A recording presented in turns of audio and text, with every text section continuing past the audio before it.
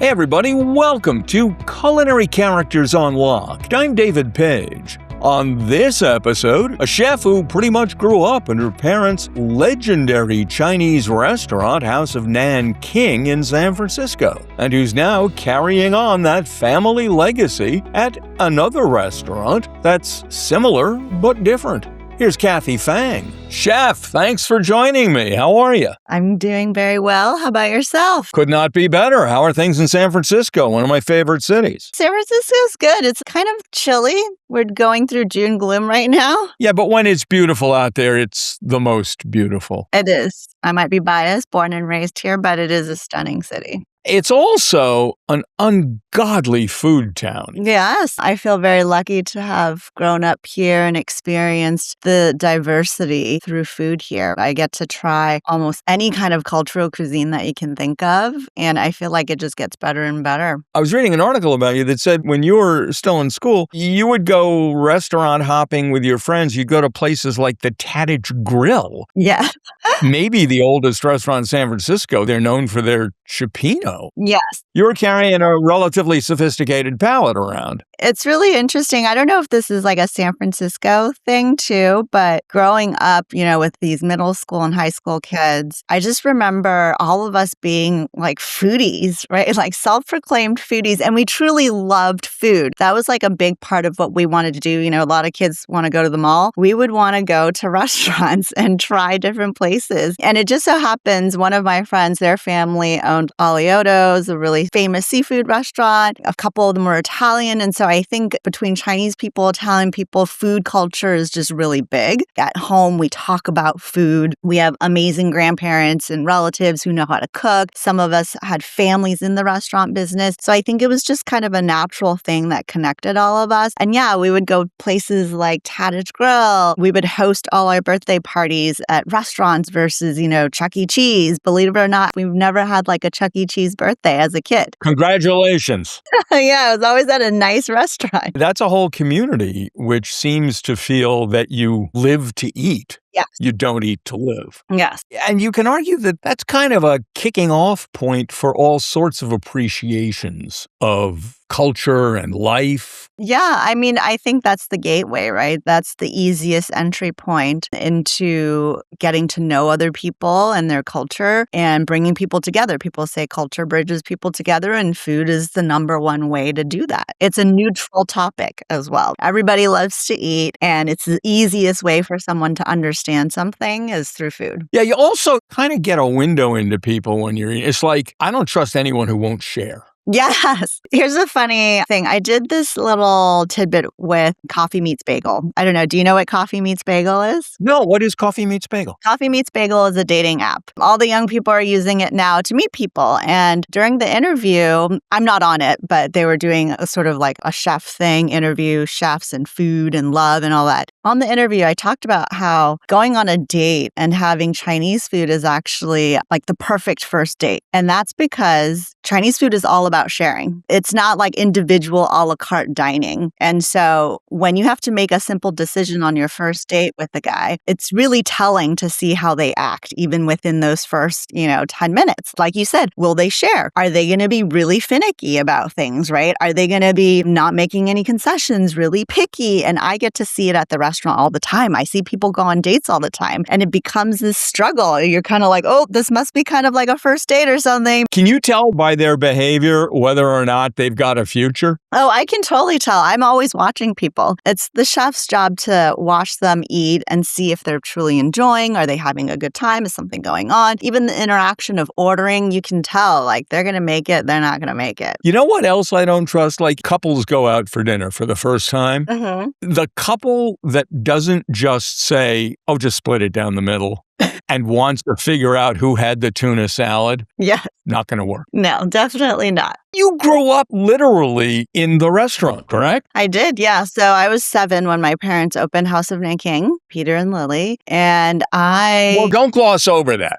House of Nanking is, your parents came here from where? My parents came here from Shanghai. When they opened House of Nanking, it was really meant to be just a way to put food on the table and possibly send me to private school, maybe get a car. That was their definition of success. us. They had not been in the food biz in China, right? Never. They thought that they would come and actually go to school. They thought, maybe we could go to school and find what's considered like a proper job, like a corporate job, or go be a realtor, something that felt a little bit more stable. Having a restaurant was not stable. It was also considered manual labor. People who were not educated can go be a cook, can go work at a restaurant. And their first jobs when they landed here was to go work in restaurants in Chinatown because they couldn't speak the language really well, English. And the jobs within Chinatown, many of them were restaurants. They were very easy, low barrier to entry. You go in, you do dishwashing, bussing tables, and soon they kind of moved up the ladder, became a waiter. They just worked all different roles until my mom decided that, hey, these people are doing quite well with these restaurants. I'm seeing them buying a car. I'm seeing them owning a house. Their kids are going to private school. That to them was the dream. The people that they were working for were doing well. Right.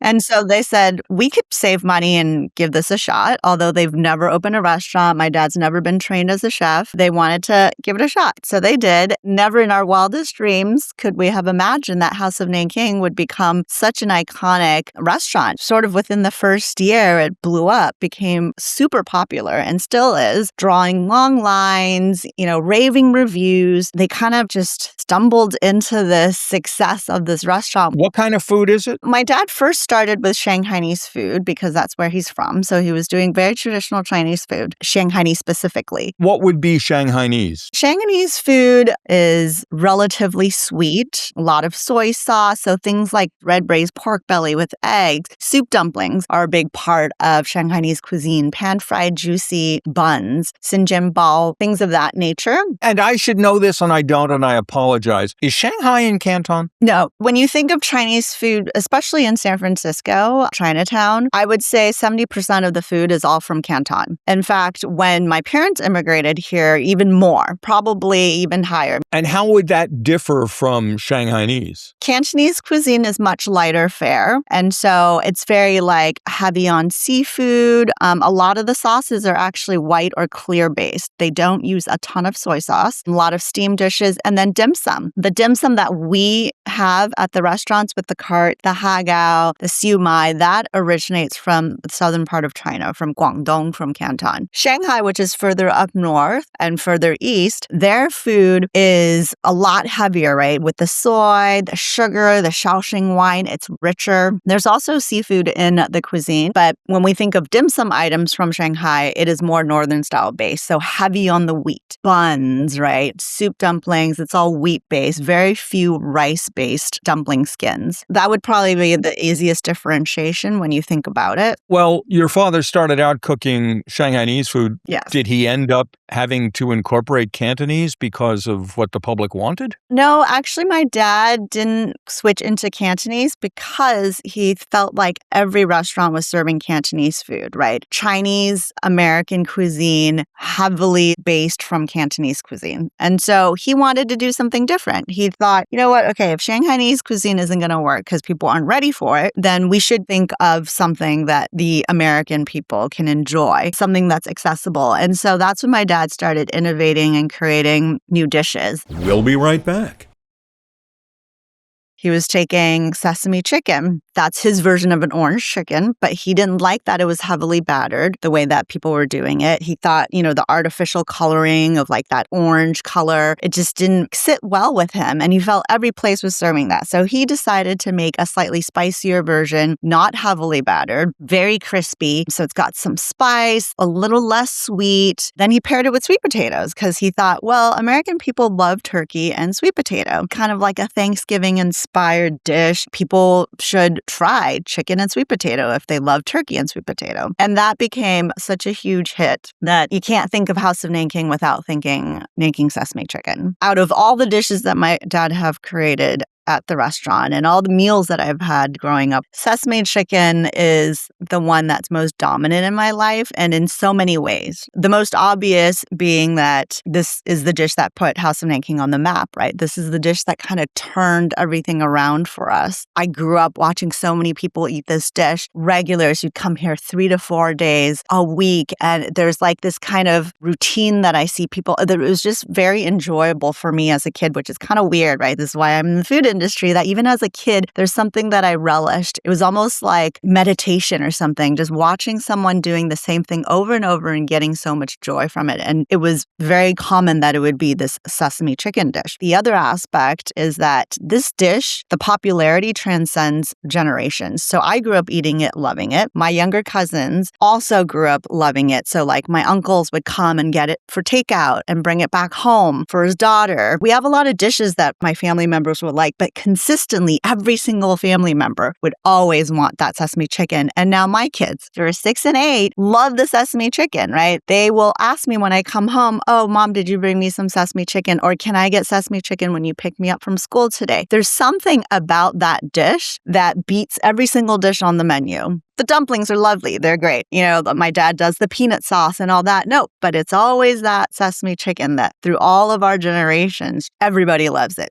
And then the last one is because I grew up with my dad always saying, do you know how many sesame chickens I had to sell to like put you through high school and college? Like my dad used that as don't sit on the privilege and, you know, the life that we've given you. Understand how much hard work goes into even simply putting you through USC, right? Or sending you to private school and high school. If at any point my dad felt like I was being lazy or didn't do something well, he'd be like, don't forget how hard this is. How many sesame chickens have we sold? You were working in the kitchen there as a kid, right? Yes. How'd you learn to cook? How'd you develop your skills? I really didn't have a ton of options being in the restaurant, right? My family couldn't afford daycare or babysitter. My whole entire life, I feel like if I'm not at school, then I'm at the restaurant. And when I'm there, there's, you know, the place is so busy, you can't really just stand or even do anything other than help and chip in, right? If you stand in there, you got to move here, you got to do this, no place for you to color, no place for you to read. So naturally, you want to go in and do things. It keeps the day going quickly. But also, when you see people hustling so hard, you feel like, oh, I need to help. And that's how I kind of naturally got into everything from first bussing tables and cleaning silverware to asking my father, oh, can I help with sauces? Can I help with things? Because that part was honestly the most interesting part of the whole restaurant, right? Serving tables was not fun. It was the action that was happening in the kitchen. But the first place that I really started cooking was actually in my god-grandparents' restaurant, which was across House of Nanking. Right across, there was this little tiny restaurant that fit about 13 people. I had 13 seats. She was the only one who was cooking and serving there. It was just her, one person in that whole place. And my parents would sometimes send me over there when the restaurant was too crazy, when they just couldn't even manage making sure I'm okay. They would send me over there. There, I would help my grandma because her place was slower. I used to make the dressing for this salad that she would make. So the cuisine is Ningbo cuisine, even more distinctive and exotic. They have this thing, which is a pig's ear salad with bean curd. And I would make the dressing in the back for her. And how old were you at that point? I was probably like, I want to say 8 or 9. I was like really young at that point. And she was a lot more chill than my dad. And so she would let me hide in the back so the customers wouldn't see that I was back there putting together their little salad. I would help her peel eggs and make tea eggs. She taught me how to make soy milk fresh. So she would make fresh soy milk. You'd ground up the soy and put it in these bags and you'd squeeze the soy milk out. And I'd sit on the counter and be doing this. And she made stinky tofu. That was my first exposure. And then slowly, my dad, seeing me doing all this stuff, would then allow me to go to House of Nanking. I upgraded, then went to House of Nanking and started helping. And yet, when you reached adulthood or near adulthood, I'm not sure how one defines college years, and you went to college, you were not planning on going into the restaurant business, right? No, I did not want to go to the restaurant business. My parents never pushed me to go into the restaurant business either because, you know, they worked really hard to send me to college so that I could go be a doctor, be a lawyer. They were very typical traditional Chinese parents where they felt like these were the most honorable career paths. You went to USC to study what? I went there to study business.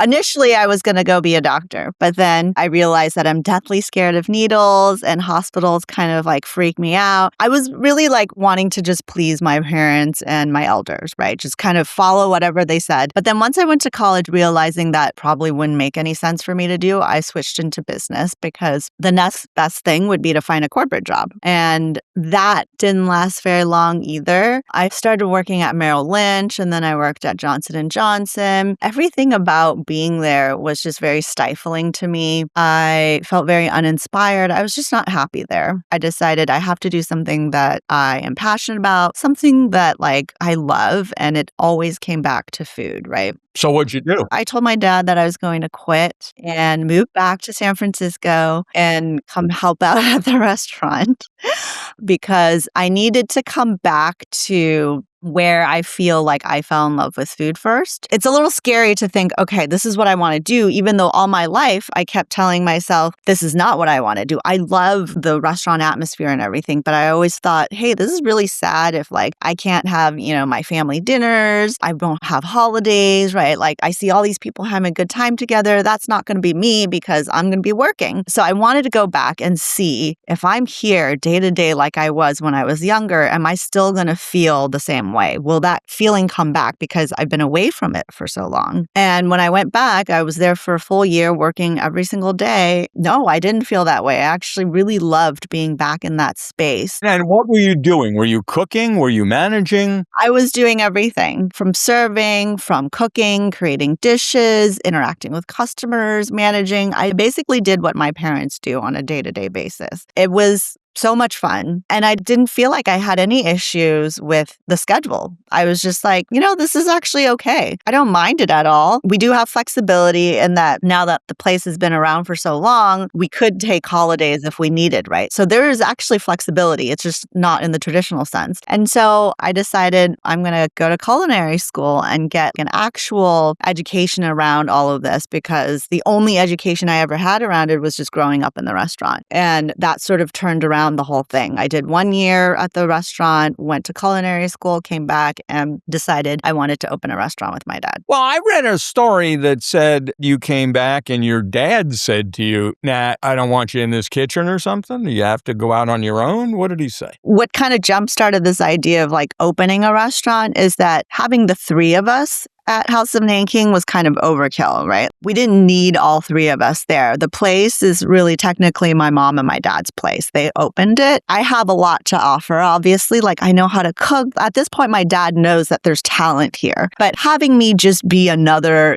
kind of server, like cook, it was just like a waste. How do I say this politely? You were totally unnecessary. Yeah, like they didn't really need me and they didn't want to retire. It wasn't like they're going to say, all right, well, we'll hand this over to you now and we're going to go vacation. And so it was like, well, what can we do? Because three of us is the crowd, right? We only need two of us here. That's how the idea came because my dad was just like, well, what do you want to do? And I said, well, why don't we open a restaurant? Because people have always asked us to open another location. We'll be right back.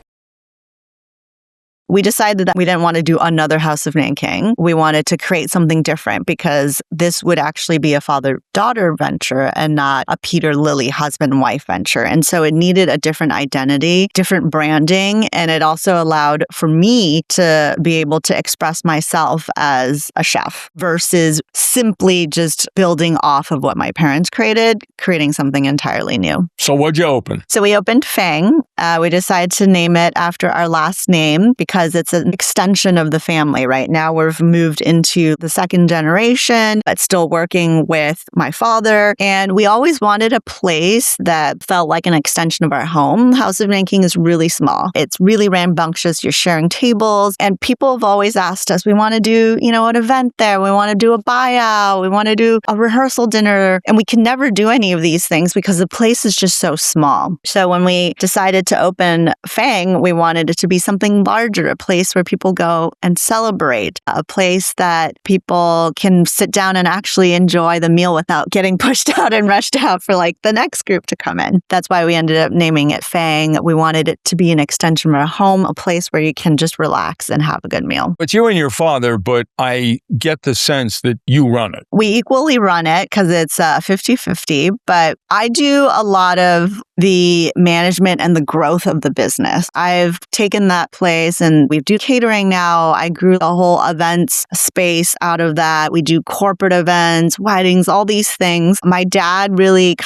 he's always been just like, I want to do the same thing over and over and over. And so my dad is actually physically there more than I am. He likes to go between both restaurants. He likes to do the routine of day to day. I'm more of the person who's like, okay, here's the business. How do we build this? I also create all the recipes. I do 70% of the cooking on really busy days. I also order. We overlap in all of our duties together. And how is your food different than at the other place? The food is actually quite similar, I would say. We just have our own distinctive flavor. We create all our own sauces. A lot of them are not traditional Chinese sauces. We kind of make our own. What kind of sauces are you creating out of thin air? So I'll give an example. A couple of years back, I created a sauce that was meant to be paired with a fried calamari. The inspiration actually came from a remoulade that I had at a southern restaurant that kind of blew me away. And I thought, in Chinese cuisine, like we do have a lot of fried foods, but the sauces that we use for it is very basic. It's always like a sweet and sour sauce or just a squeeze of lemon or salt and pepper. It's not really focused on some kind of creative sauce. And I felt, well, our fried calamari is delicious and people love it. Why don't we create a sauce that's similar to something like that, but using some Chinese ingredients and seasoning? And so I created a sauce that was riffed off of that using mustard and soy sauce and 5-spice. And we paired it with the calamari, but the sauce became such a hit. I ended up using it on our buns. So, the pork belly bows that people always use hoisin sauce on, the duck buns, all of that. And I thought, that's boring. Let's use this sauce. People would eat the buns and they would be like, oh, this makes me think of like In-N-Out sauce. There's something about this sauce that I think when people try it, they think, well, this feels familiar, but I don't know from where. And I'm having it in a Chinese restaurant. This sauce has now been used on so many different things, but the ultimate one now, because we pair it with the buns, which is a heavy hitter, I started doing it on this thing called the garlic charred broccoli. And now this dish is one of our most popular. I'm telling you, people from like Brazil will come and say, my friend told me to come here. We're ordering 2 of the broccoli first, and then we'll talk about what we're going to get. Garlic charred broccoli? Yes. Yes. You're clearly stretching boundaries. First of all, fried calamari strikes me as Italian or something you get at Chili's. Yeah. I've never heard of fried calamari on a Chinese menu. Yeah, it's not that common. We have like salt and pepper fish, right? Like fried fish and fried shrimp and pepper shrimp. But certainly not calamari. No. And broccoli. Most Chinese people won't come to a Chinese restaurant and order American broccoli. So what's the garlic charred broccoli? What do you do with it? Well, we can't indulge how we actually prepare it. But essentially, that was kind of a thing that I took from the Brussels sprout concept. A couple years ago, every place was serving Brussels sprouts. And it's got like a little of the bitterness to it, right? And Japanese people were doing it with a little ponzu. You go to like American restaurants, like a popular side dish. And I love it. And so I thought, okay, we can't really do Brussels sprouts because that's way too far off of the Chinese spectrum. My dad would not allow that. So I ended up doing like the regular broccoli. Initially, it was Chinese broccoli, but my dad got offended by the Chinese broccoli being charred because he said a Chinese person coming into a Chinese restaurant, seeing Chinese broccoli cooked that way will walk right out. We're not serving that. So then I said, okay, well, I'll switch to American broccoli. And now you can't be offended because American people are okay with vegetables being charred. How much of your menu is the food you grow up with or food at least close to how it would be eaten in China? And how much of it is your flights of fancy? I would say 70% of the menu is going to be our flight and fancy. 30% would be more traditional things that we grew up around. Such as? We have a really famous, it's called White River soup. It's a fish soup made with Chinese mustard greens, yellow croaker, tofu, rice noodle, and Shanghai wontons. And this was an inspiration off of a traditional soup that my grandmother used to make us. A broth made entirely from fish that's been simmered over time with radish and peanuts. And it creates this almost milk-like broth. Very lovely. So I made that as a base. And then I added Shanghainese twist to it. So Shanghainese people love having things like preserved mustard greens. I threw that into the broth. It adds this level of umami. And then we add Shanghai wontons. So Shanghai wontons are very different from the typical wontons that you see at a wonton noodle shop, which is traditionally from like Canton. The wontons that you normally have from the southern region of China, the skin is very thin and it's mostly shrimp and a little bit of pork. That is the base of the wonton. If you go to Shanghai or further north, the dumpling skin, the wonton skin is much thicker. The wontons themselves are actually larger in size and they're wrapped kind of like a ravioli instead of kind of scrunched up. And it's usually pork based. So there's no shrimp in it. It's usually heavily meat based pork and some chopped up vegetables. And so I added the Shanghai wontons, the preserved cabbage to just kind of give it a little bit of that Cantonese Shanghainese fusion. That's something that's very traditional from sort of like our upbringing. But most of the time, I would say the dishes are really things that we're trying to create that is different. We just want people to come in and experience Chinese food in a way that they feel like they haven't anywhere else. Make it memorable. You have an item called Chef's Choice Menu. Let the chef and owner surprise you with a specially curated menu. So I'm coming in tonight. What's my Chef's Choice Menu going to be? What are you going to give me? Well, first I'm going to ask you, do you have any dietary restrictions? Anything you don't? None. I'll eat anything. Okay, so we would do our curry Wagyu dumplings. Hold on, time out. Wagyu beef, curry, so it's spicy. A little spicy. Yes. And the dumpling is thick, it's thin. What is it? The dumpling's on a slightly thicker side, but it's actually half moon shaped, a little different. And then we put a chili mustard sauce on top. It's got a huge bang of flavor, and we kind of like opening up with that for people. You know, you're kind of like, okay, the chef's choice. And the first bite, what we want is people to bite into and be like, oh, wow, okay. Kaboom. I feel good about doing this chef's choice, right? Okay, then what do I get after I recover from that shock? And then we're going to do our steamed shrimp dumplings. So we have one that's called the hagao with the rice flour, and it's paired with a sweet and sour that we've created out of hawthorn berry. Out of what? Hawthorn berry. I should know what that is, and I'm embarrassed. What the hell is it? There's no hawthorn here. So hawthorn berry is something that we've been finding from China. Like they have the fresh ones, but these days they sell like the powders and the paste and the jellies. What's it taste like? It tastes kind of like cranberry, actually, but sweeter. A sweeter version of cranberry, but it has like this tartness, like fruity tartness. It's really good. Could I find that somewhere at retail and like use it for Thanksgiving? Oh, that would be such a good idea. Try looking on weee.com, where you can buy a lot of specialty Asian items. You might be able to find it. It's a hawthorn. That's up for Thanksgiving. Okay, I keep interrupting you. I'm sorry. Keep going.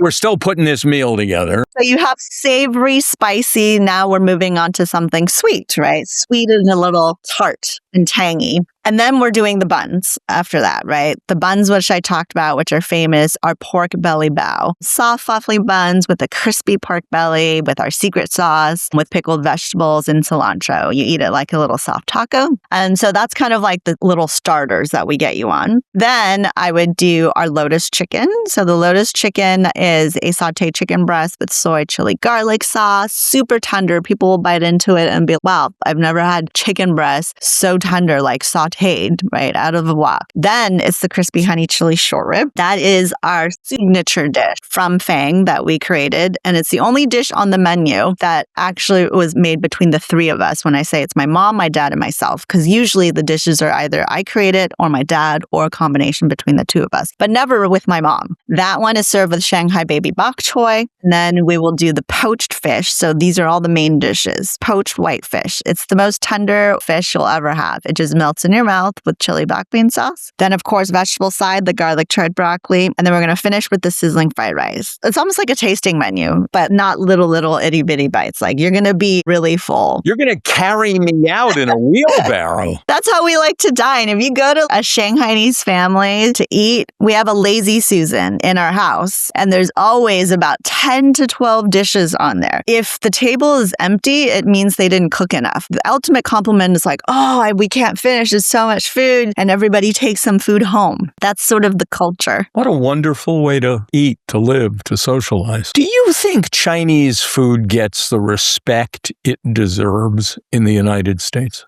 I don't think it does.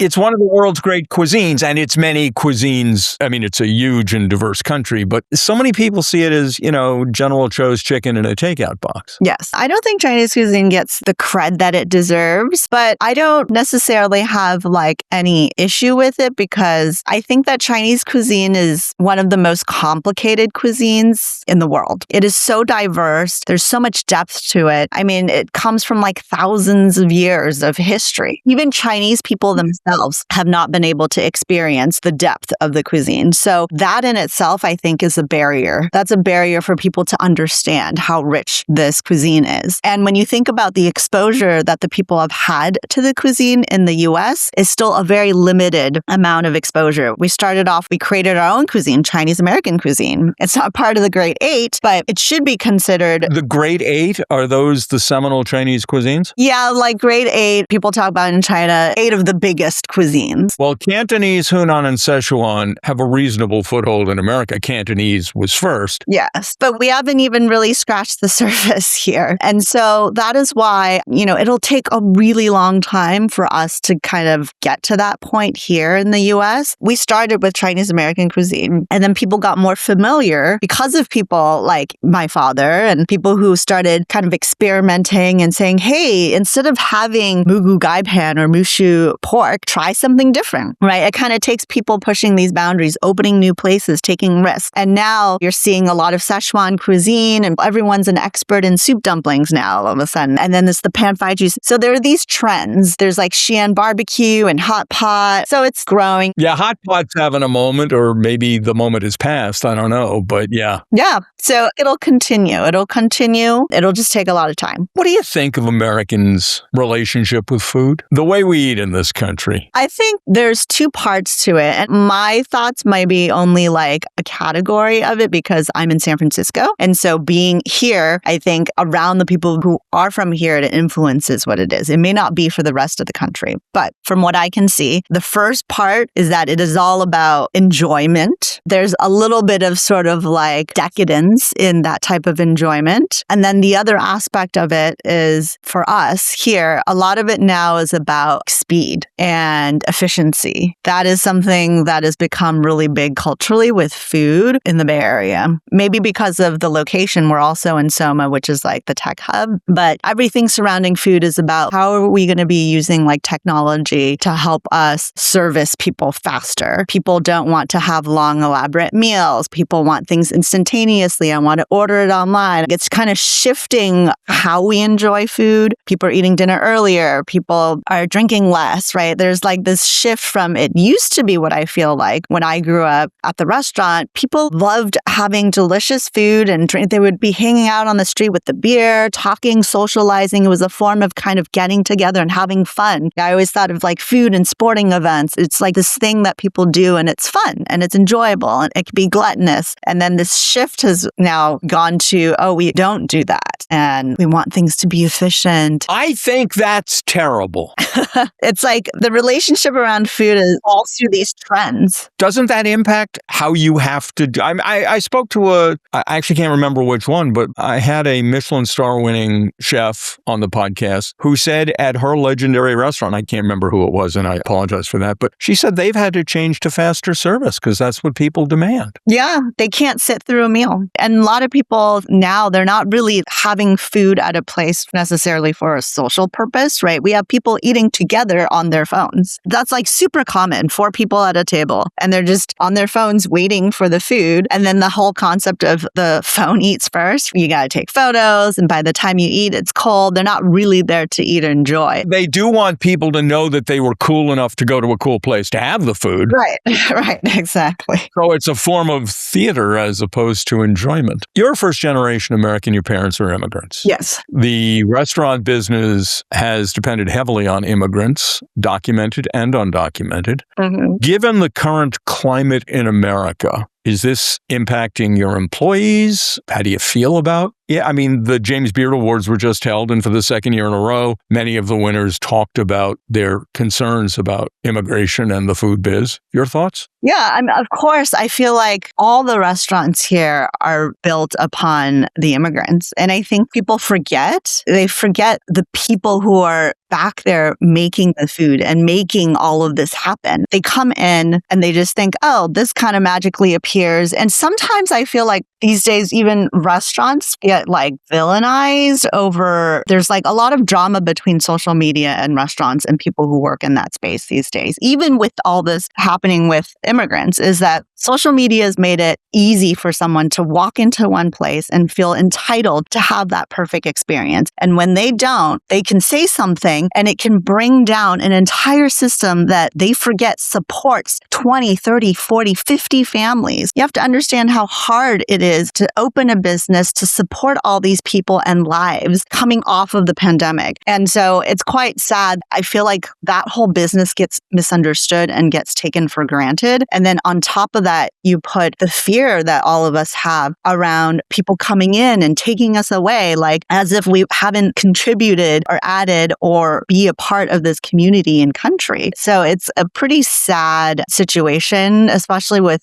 seeing like my parents coming here, right, as immigrants for the last 40 something years, that shift from, oh, this is the safest place to be. This is the land of opportunity. This is a place where we can grow our families, to now being, oh, we don't know if we can be here, right? Like a lot of our employees are like, what do we do? Do we need a backup plan? Can we come to work today? Like, what's going to happen? But I think the way to combat something like this is really having more of the chefs, more people, immigrants specifically, share their stories, right? And again, sharing it through food is the easiest way. If you do it in other manners, it can create a lot of conflicting dialogue where people are unable to understand. But, having the James Beard, like people producing books and cookbooks and sharing immigrant stories and showing what they've done to contribute and add can open eyes for people, because it's honestly the easiest way for people to absorb information without feeling attacked or feeling like defensive. What do you see ahead for you in the restaurants? I think we're kind of at a very interesting point right now because both places have been around for a long time and my parents are getting older. My dad's